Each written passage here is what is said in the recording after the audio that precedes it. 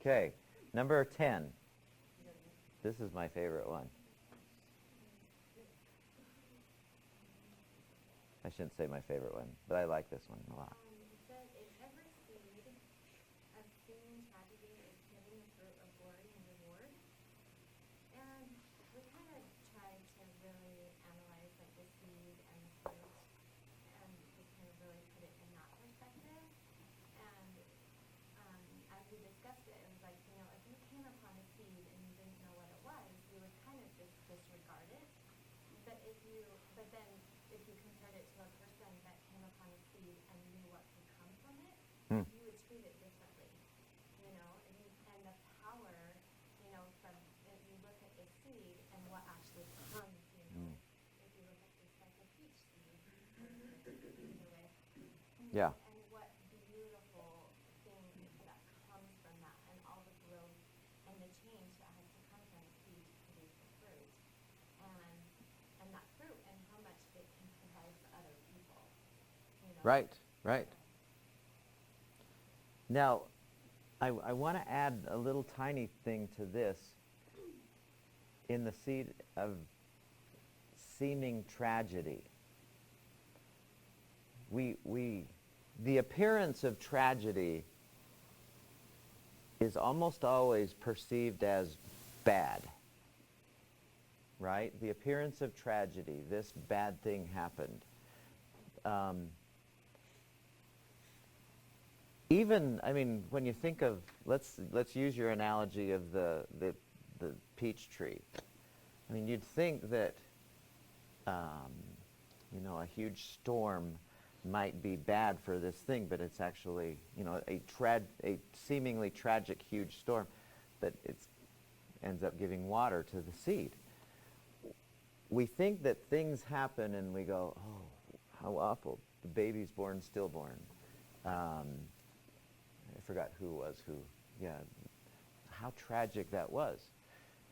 There's a quote that I really love, and it came from Richard Bach, who's one of my favorite authors.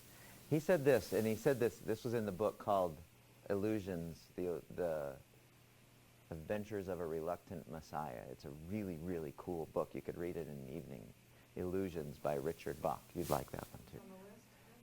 I think it's on the list, yeah. But he said, the mark of your ignorance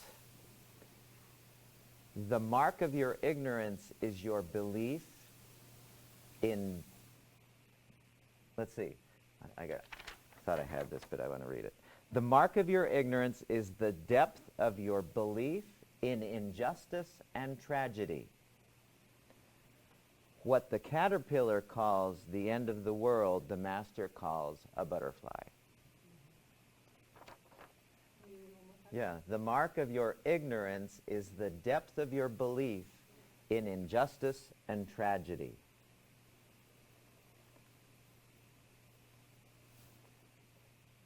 What the caterpillar calls the end of the world, the master calls a butterfly. You kind of get that sense. We think, oh, such bad things are happening, such bad things are happening. There's so much injustice and all this kind of stuff. And it looks bad. The appearance of it, for sure, it looks bad. But if there's an unknown knower, if there's an unseen power that is behind it all, that is benevolent, there must be a reason for it. And I know it's hard to swallow when you see a child being born with AIDS, or somebody just being born in some of these countries and having to live what they have to live through. But we have this perspective that is like really small. And Serendipity says, widen your perspective. However that wants to look, widen it. And the seeming tragedies don't seem so tragic. That's very comforting. The one thing I'd invite you to do with this, if ever you want an interesting read that puts things in perspective, and you can go online now and you can spend 1,000 hours studying this.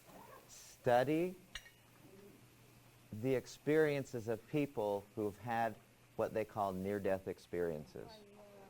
You go in there, they talk about they've passed on for whatever accident happened, and then they're resuscitated somehow, physically, the heart's resuscitated or whatever, breathing's returned, and they tell about their experience while they were clinically dead. I've read, seriously, thousands of those. And every time I read those, I think, it's right in line with this. Everything they come back with, they say, yep, there's a much wider perspective that is worth looking at.